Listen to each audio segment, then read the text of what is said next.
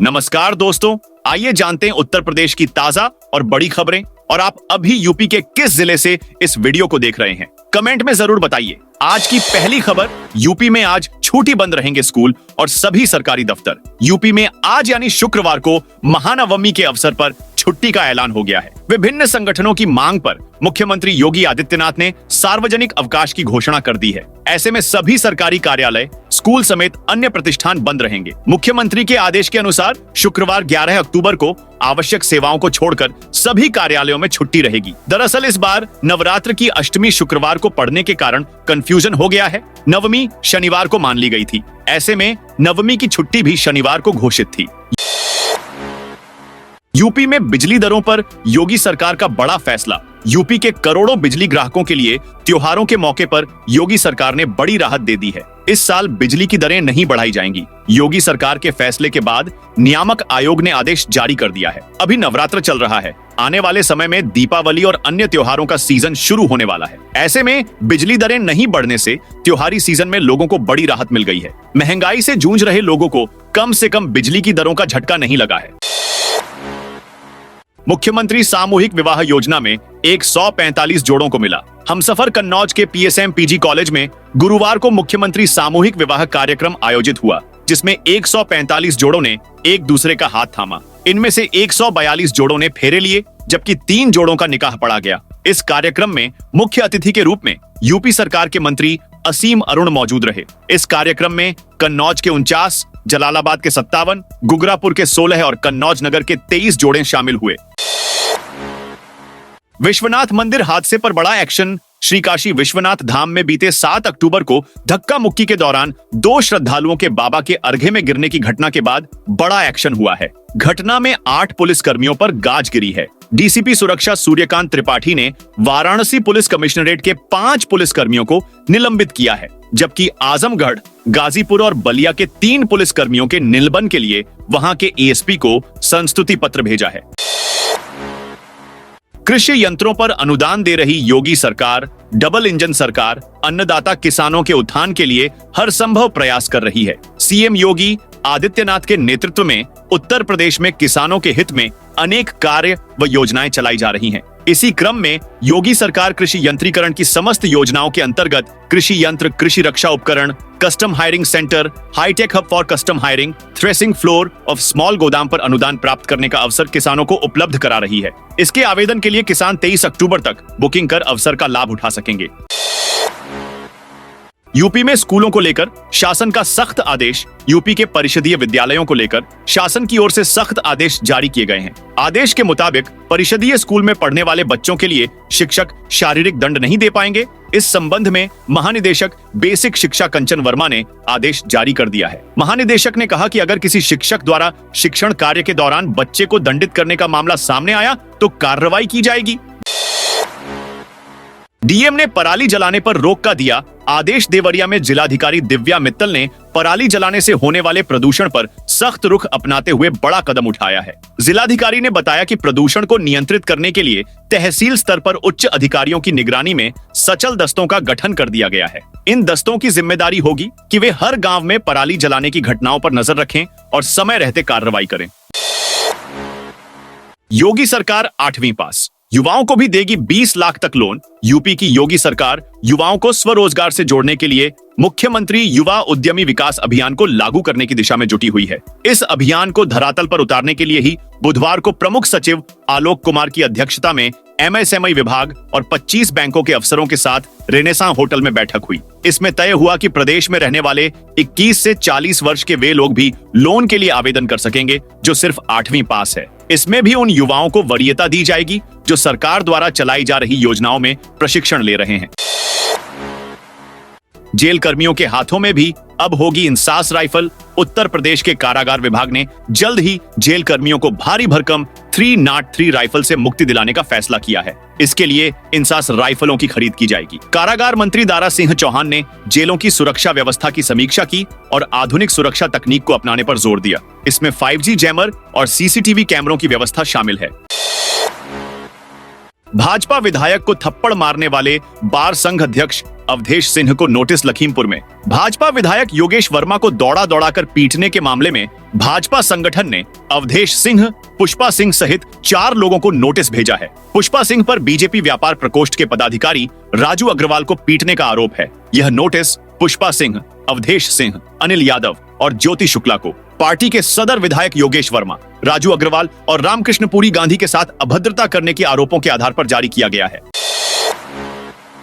दीपावली से पहले उत्तर प्रदेश सरकार को केंद्र से मिले 32,000 करोड़ रुपए। केंद्र सरकार ने गुरुवार को राज्य सरकारों को 1,78,173 करोड़ रुपए का कर हस्तांतरण जारी किया है। इसमें सबसे ज्यादा उत्तर प्रदेश को 31,962,000 करोड़ रुपए मिले हैं। त्योहारों से पहले मिली यह राशि राज्यों की आर्थिक स्थिति को मजबूत करने में सहायक होगी। मुख्यमंत्री ने कर हस्तांतरण के हिस्से के रूप में उत्तर प्रदेश को मिली धनराशि के लिए प्रधानमंत्री नरेंद्र मोदी और वित्त मंत्री के प्रति आभार प्रकट किया है।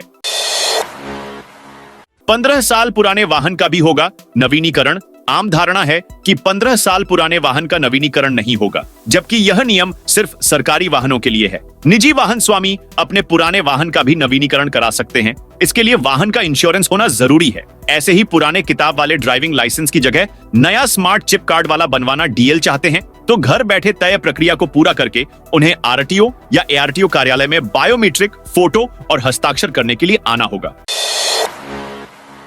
रतन टाटा का राजकीय सम्मान के साथ अंतिम संस्कार। टाटा सन्स के मानद चेयरमैन रतन नवल टाटा का गुरुवार 10 अक्टूबर को मुंबई के वर्ली श्मशान घाट पर राजकीय सम्मान के साथ अंतिम संस्कार हुआ। इससे पहले पार्थिव शरीर नरीमन पॉइंट स्थित national centre for performing arts में अंतिम दर्शन के लिए रखा गया था। यहां से उनकी अंतिम यात्रा वर्ली के श्मशान घाट पहुंची। अंतिम संस्कार के पहले उन्हें गार्ड ऑफ ऑनर दिया गया। रतन टाटा ने 86 साल की उम्र में बुधवार देर रात करीब 11 बजे अंतिम सांस ली। गंगा घाट पर दीप जलाकर रतन टाटा को श्रद्धांजलि दी। वाराणसी की 80 घाट पर रतन टाटा को 51 दीप जलाकर विनम्र श्रद्धांजलि दी गई। घाट पर मौजूद पंडितों ने शांति मंत्र का जप करके उनके आत्मा की शांति के लिए मां गंगा से प्रार्थना की। यह आयोजन जय मां गंगा सेवा समिति और ब्राह्मण राष्ट्र की तरफ से किया गया। यूपी में सपा कांग्रेस गठबंधन जारी रहेगा। अखिलेश यादव ने समाजवादी पार्टी और कांग्रेस के बीच गठबंधन जारी रहने की बात कही है। हरियाणा और जम्मू कश्मीर के चुनाव में कांग्रेस से सीट न मिलने के बाद भी सपा प्रमुख अखिलेश यादव यूपी में इस गठबंधन के साथ उपचुनाव में खड़े होने के लिए तैयार हैं। अखिलेश यादव ने सैफई में अपने पिता और सपा संस्थापक मुलायम सिंह यादव को श्रद्धांजलि देने के बाद कहा कि यूपी के आने वाले उपचुनाव के बारे में आज बहुत कुछ नहीं बोलना है। उन्होंने सपा कांग्रेस गठबंधन के बारे में स्पष्ट करते हुए कहा कि उत्तर प्रदेश में दोनों पार्टियों के बीच गठबंधन जारी रहेगा। बंदियों को बार बार कोर्ट में नहीं किया जाएगा पेश। माफिया व कुख्यातों को जेल से बार बार कोर्ट ले जाने के दौरान पुलिस को अब कड़ा सुरक्षा घेरा नहीं बनाना पड़ेगा। वह दिन दूर नहीं जब बंदियों को जेल से बार बार कोर्ट में पेशी पर ले जाने की जरूरत ही नहीं पड़ेगी। तकनीक व नए कानून में दी गई व्यवस्था से यह संभव होगा। प्रदेश में जल्द बंदियों के बयान से लेकर साक्ष्य पेश करने की प्रक्रिया वीडियो कॉन्फ्रेंसिंग के माध्यम से पूरी होगी। बंदी के जेल में रहते हुए ही किसी मामले में उसके विरुद्ध चल रहे मुकदमे का ट्रायल पूरा हो सकेगा। यूपी में माहौल खराब करने वालों पर सख्ती होगी। यूपी के मुख्य सचिव मनोज कुमार सिंह ने कहा है कि त्योहार पर प्रदेश में माहौल खराब करने की कोशिश करने वालों से सख्ती से निपटा जाए। साथ ही उन्होंने बुधवार शाम से ही पुलिस और प्रशासन के अफसरों व जवानों की मौजूदगी सार्वजनिक स्थलों पर जरूर दिखने के निर्देश दिए। त्योहार चलने पर पुलिस कर्मियों को आकस्मिक अवकाश छोड़कर अन्य छुट्टी न दी जाए। पुलिस रिस्पांस व्हीकल की फ्लैशर लाइट व हूटर का इस्तेमाल किया जाए। साथ ही पुलिस और प्रशासन के अफसर अलग अलग समय में पैदल गश्त करें। भाजपा झंडा लगी गाड़ी से आयोग पहुंचे भोले बाबा। हाथरस में सत्संग के मची भगदड़ के दौरान 121 की जान चली गई थी। इसी मामले में आज नारायण साकार हरि उर्फ भोले बाबा लखनऊ में न्यायिक आयोग में पेश हुए। उन्होंने न्यायिक आयोग के सवालों का जवाब दिया। बाबा जिस गाड़ी से पेश होने आए उस गाड़ी में बीजेपी का झंडा लगा है और विधायक लिखा हुआ है। इस गाड़ी में विधानसभा का पास भी चस्पा है। ईवी वाहनों के लिए लागू होगी सार्वजनिक चार्जिंग स्टेशन। आयोग ने इलेक्ट्रिक वाहनों ईवी की सार्वजनिक चार्जिंग स्टेशन के लिए लागू टैरिफ दरों को अब राज्य परिवहन के ईवी चार्जिंग स्टेशनों पर भी लागू कर दिया है। साथ ही क्षेत्रीय रैपिड ट्रांजिट सिस्टम को मेट्रो रेल सेवाओं के समान टैरिफ दर पर चार्ज करने का निर्णय लिया गया है। यूपी के 17 सहायक शिक्षकों को हाई कोर्ट ने दी बड़ी राहत। बेसिक शिक्षा के स्कूलों में लंबे समय से पदोन्नति न होने से बतौर इंचार्ज काम कर रहे 17 शिक्षकों को इलाहाबाद हाई कोर्ट ने प्रधानाध्यापक पद का वेतन देने के निर्देश दिए हैं। साथ ही बेसिक शिक्षा विभाग को हिदायत दी है कि भुगतान भी 2 माह में करना होगा। यह आदेश गुरुवार को जितेंद्र सिंह सेंगर समेत 17 शिक्षकों की याचिका पर उच्च न्यायालय ने दिया है। अखिलेश के आने से पहले जेपीएनआईसी सेंटर पर लगाए टिन शेड। आज शुक्रवार को जयप्रकाश नारायण की जयंती है। सपा के राष्ट्रीय अध्यक्ष अखिलेश यादव सुबह 10:30 बजे लखनऊ में Loknayak Jayaprakash Narayan national convention centre यानी जेपीएनआईसी जाएंगे, लेकिन इससे पहले लखनऊ विकास प्राधिकरण ने गेट पर टिन शेड की दीवार खड़ी कर दी है। गुरुवार रात में मजदूर लगाकर यह काम कराया गया। अखिलेश ने एक्स पर वीडियो शेयर किया है। उन्होंने लिखा, किसी को नमन करने या श्रद्धांजलि देने से रोकना सुसभ्य लोगों की निशानी नहीं है। रामनगरी में 25 लाख दीप जलाकर बनेगा 7वां विश्व रिकॉर्ड। रामनगरी अयोध्या में 8वें दीपोत्सव में 25 लाख दीप प्रज्वलित कर 7वीं बार विश्व रिकॉर्ड बनाने की तैयारी है। डॉ राम मनोहर लोहिया अवध विश्वविद्यालय की ओर से 55 घाटों पर 28 लाख दीप बिछाए जाएंगे। घाटों पर दीपों को बिछाने के लिए 30,000 स्वयंसेवकों का खका तैयार हो चुका है। दीपों में 90,000 लीटर सरसों के तेल की खपत होगी। इस संख्या में राम मंदिर परिसर में जलाए जाने वाले 2.5 लाख दीपों को शामिल नहीं किया गया है। धड़ाधड़ बंद हो रहे सिनेमा घरों को फिर से खोला जाएगा और छोटे शहरों में भी मल्टीप्लेक्स बनेंगे। उत्तर प्रदेश सरकार ने सिनेमा घरों और मल्टीप्लेक्स के निर्माण को प्रोत्साहित करने के लिए एक नई योजना शुरू की है। इस योजना के तहत पुराने सिनेमा घरों को फिर से चालू करने और नए सिंगल स्क्रीन सिनेमा घर या मल्टीप्लेक्स के निर्माण पर 100% तक का अनुदान मिलेगा। हिंदुओं की आस्था संग खिलवाड़। सिद्धार्थनगर जिले के डुमरियागंज क्षेत्र के गालापुर स्थित वटवासिनी महाकाली स्थान पर सपा कार्यकर्ताओं की ओर से आयोजित फलाहार कार्यक्रम में पार्टी विधायक सैयदा खातून के शामिल होने पर विवाद हो गया। भाजपा कार्यकर्ताओं ने इसको लेकर जमकर हंगामा किया। भाजपाइयों ने विधायक पर हिंदुओं की आस्था के साथ खिलवाड़ करने का आरोप भी लगाया। सोशल मीडिया पर इसका वीडियो भी वायरल हो रहा है। यूपी बिहार के बीच चलेगी स्पेशल वंदे भारत। दीपावली और छठ पर ट्रेनों में लंबी वेटिंग लिस्ट और नो रूम की समस्या से परेशान यूपी बिहार के लोगों को रेलवे बड़ी राहत देने जा रहा है। यूपी और बिहार के बीच स्पेशल वंदे भारत चलाई जाएगी। दोनों राज्यों के 6 स्टेशनों पर इसका स्टॉपेज होगा। दीपावली से 5 दिन पहले 25 अक्टूबर से छठ के बाद 8 नवंबर तक इसे चलाने की तैयारी हो चुकी है। 8 कोच की ट्रेन इस दौरान 13 फेरे लगाएगी। सीएम योगी ने मां पाटेश्वरी देवी की पूजा अर्चना। मुख्यमंत्री योगी आदित्यनाथ ने आज बलरामपुर के मां पाटेश्वरी देवी मंदिर में दर्शन पूजन किया। इसके बाद मंदिर में आए हुए भक्तों का हालचाल जाना, छोटे बच्चों को चॉकलेट दिए और गौशाला में गायों को गुड़ भी खिलाया। सीएम योगी बुधवार को बलरामपुर पहुंचे थे। उन्होंने कलेक्ट्रेट सभागार में विकास कार्यों और कानून व्यवस्था को लेकर समीक्षा बैठक की। कोयले से भरी मालगाड़ी में टाइम बम की सूचना पर गुरुवार को हड़कंप मच गया। आनन फानन में कंट्रोल को दी गई सूचना के बाद बिजौली स्टेशन छावनी में तब्दील हो गया। जिला पुलिस, जीआरपी व आरपीएफ के साथ dog squad bomb disposal team ने पहुंचकर छानबीन शुरू की। जांच में निकला कि गार्ड ने ट्रेन के नीचे जिस लाइट को देखकर कंट्रोल रूम को सूचना दी थी वह एक ट्रैकिंग डिवाइस है, जिसके बाद प्रशासन ने राहत की सांस ली। इधर पुलिस ने डिवाइस को जब्त कर मामले की छानबीन शुरू कर दी है। मुलायम सिंह यादव। पुण्यतिथि मुलायम सिंह यादव ने अपने नाम का ऐसा सिक्का जमाया कि कोई उनकी चाहकर भी अनदेखी नहीं कर सकता था। राजनीति में उनकी औपचारिक एंट्री तो 70 के दशक में हुई थी, लेकिन बहुत ही कम समय में उन्होंने मुख्यमंत्री तक का सफर तय कर लिया। एक मौका ऐसा भी आया कि जब उनका नाम प्रधानमंत्री पद की रेस में भी शामिल हो गया था। हालांकि उनका यह सपना अधूरा रह गया। वही आपको बता दें कि 28 साल की उम्र में विधायक बन गए थे मुलायम। रेल यात्री सर्दियों में मुसीबत झेलने को रहें तैयार। रेल यात्रियों की आने वाले दिनों में परेशानियां बढ़ने वाली हैं। देश भर में कोहरे के कारण रेल की रफ्तार पर ब्रेक लगने वाला है। रेलवे अधिकारियों के अनुसार काठगोदाम और कानपुर सेंट्रल के बीच चलने वाली साप्ताहिक गरीब रथ एक्सप्रेस 2 दिसंबर से 24 फरवरी तक निरस्त रहेंगी। लाल कुआं और अमृतसर के बीच चलने वाली साप्ताहिक लाल कुआं अमृतसर एक्सप्रेस 7 दिसंबर से 22 फरवरी तक निरस्त रहेंगी। यूपी के स्वास्थ्य विभाग में बड़ा फेरबदल। प्रादेशिक चिकित्सा एवं स्वास्थ्य एवं सेवा संवर्ग के संयुक्त निदेशक ग्रेड के 8 अधिकारियों का गुरुवार को तबादला कर दिया गया। इसमें रायबरेली, गाजीपुर, महाराजगंज व कन्नौज में मुख्य चिकित्सा अधिकारी तैनात किए गए हैं। वहीं यहां अब तक सीएमओ पद पर तैनात चिकित्सा अधिकारियों को वरिष्ठ परामर्शदाता के पद पर विभिन्न अस्पतालों में स्थानांतरित किया गया है। नवरात्र के 8वें दिन गुरुवार को सीएम योगी गोरखपुर पहुंचे। यहां लगातार 3 दिन अनुष्ठान और आराधना में लीन रहेंगे। सीएम ने गोरखनाथ मंदिर में अपने ब्रह्मलीन महंत अवैधनाथ और गुरु गोरक्षनाथ की मूर्ति पर पुष्प अर्पित किया। देर शाम विधि विधान से महानिशा पूजन हवन किया। अनुष्ठान से पहले उन्होंने वैदिक मंत्रों के बीच जगत जननी मां आदिशक्ति के अष्टम स्वरूप महागौरी माता का मंत्र पढ़ा। शुक्रवार को नवमी तिथि पर कन्या पूजन का अनुष्ठान करेंगे। नवरात्र की पूर्णता के बाद दशहरे के दिन गुरु गोरक्षनाथ की विशिष्ट पूजा कर गोरक्ष पीठाधीश्वर गोरखनाथ मंदिर से निकलने वाली विजयादशमी शोभा यात्रा की अगुवाई करेंगे।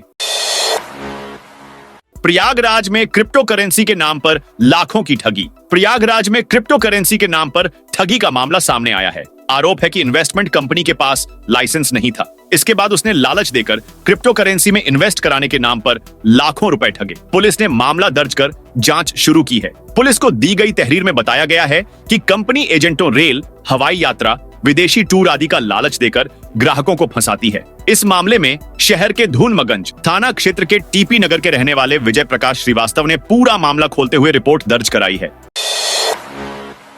नोएडा प्राधिकरण ने मुक्त कराई 30 करोड़ की जमीन। नोएडा प्राधिकरण का अवैध निर्माण के खिलाफ अभियान जारी है। गुरुवार को प्राधिकरण के सर्किल 8 और भूलेख विभाग सलारपुर गांव पहुंची। गांव में संख्या 700 से 711 तक की 6000 वर्ग मीटर जमीन पर अवैध निर्माण, नालियां और प्लाट काटने का काम किया जा रहा था। प्राधिकरण की जेसीबी ने यहां अवैध निर्माण को ध्वस्त किया। साथ पूरी जमीन को कब्जे में लेते हुए यहां प्राधिकरण का बोर्ड लगाया। ये जमीन मास्टर प्लान 2031 के अनुसार नियोजित है। लखनऊ में 10,000 बोतल अवैध शराब बरामद। लखनऊ के आबकारी विभाग ने 10,000 बोतल अवैध शराब बरामद की है। इटौंजा टोल सीतापुर रोड पर की गई चेकिंग में एक कंटेनर की तलाशी ली गई। इसमें अवैध शराब पकड़ी गई है। विदेशी ब्रांड की महंगी शराब को आबकारी विभाग ने कब्जे में ले लिया है। मिर्जापुर में भारतीय नकली नोट बनाने वाले 4 आरोपी गिरफ्तार। मिर्जापुर पुलिस ने गुरुवार को ग्राहक सेवा केंद्र में नकली नोट छापकर सप्लाई करने वाले गैंग का पर्दाफाश किया है। पुलिस ने मुखबिर सूचना पर चेकिंग के दौरान 2 बाइक सवारों को गिरफ्तार किया है। आरोपी के पास से नकली 200 के नोट के 76,000 रुपए बरामद किए हैं। वाराणसी में संजय निषाद बोले, सभी 10 सीटें जीतेंगे। कैबिनेट मंत्री और निषाद पार्टी के नेता संजय निषाद गुरुवार को वाराणसी पहुंचे। उन्होंने यहां अपने कार्यकर्ताओं के साथ बैठक की, जिसमें चुनाव को लेकर रणनीति बनाई। उन्होंने कहा, इस बार उपचुनाव में हम लोग सभी 10 की 10 सीटें जीत रहे हैं। हम उपचुनाव में कटहरी और मझवा सीट मांग रहे हैं। हम लोग सभी 10 सीटों पर एनडीए के साथ मिलकर मजबूती से चुनाव लड़ेंगे।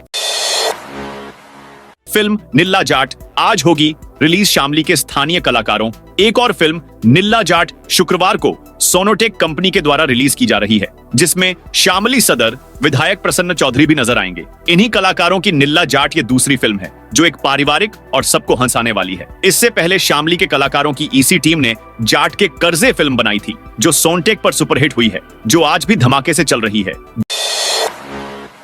जुलूस निकालकर देश विरोधी नारे लगाने पर आसपा नेता समेत 60 पर मुकदमा। आजाद समाज पार्टी के नेता अनस चौधरी समेत 60 लोगों पर पुलिस ने मुकदमा दर्ज किया है। अनस ने डासना देवी मंदिर के महंत व जूना अखाड़े के महामंडेलश्वर यति नरसिंहानंद के पैगंबर साहब को लेकर दिए गए बयान के विरोध में मेरठ में जुलूस निकाला था। इस दौरान देश विरोधी और धार्मिक भावना भड़काने के नारे लगाए गए थे। एसपी सिटी आयुष विक्रम सिंह ने बताया कि दारोगा रजत कुमार की तरफ से मुकदमा दर्ज कराया गया है। आरोपितों की पुलिस पहचान कर चुकी है। अनस ने असदुद्दीन ओवैसी की एआईएमआईएम पार्टी से महापौर का चुनाव लड़ा था। 1.5 माह पहले अनस ने आजाद समाज पार्टी की सदस्यता ली है। वहीं मुंडाली में लापरवाही बरतने पर दारोगा विजयपाल सिंह और सिपाही कन्हैया लाल को लाइन हाजिर कर दिया गया है। राहुल गांधी हरियाणा चुनाव में हार से नाराज हरियाणा चुनाव में मिली हार पर कांग्रेस की समीक्षा मीटिंग गुरुवार को राष्ट्रीय अध्यक्ष मल्लिकार्जुन खड़गे के आवास पर हुई। इसमें राहुल गांधी ने कहा कि हरियाणा में नेताओं का इंटरेस्ट ऊपर रहा, इस कारण से पार्टी का इंटरेस्ट नीचे चला गया। बैठक में तय किया गया कि हार के कारणों को जानने के लिए फैक्ट फाइंडिंग कमेटी बनाई जा रही है, जो हरियाणा में जाकर नेताओं से चर्चा करके रिपोर्ट हाईकमान को सौंपेंगी। कमेटी में कौन कौन चेहरे शामिल किए जाएंगे, अभी उनके नामों पर चर्चा नहीं हो पाई है। साथियों, ये थी उत्तर प्रदेश की दिन भर की ताजा और बड़ी खबरें।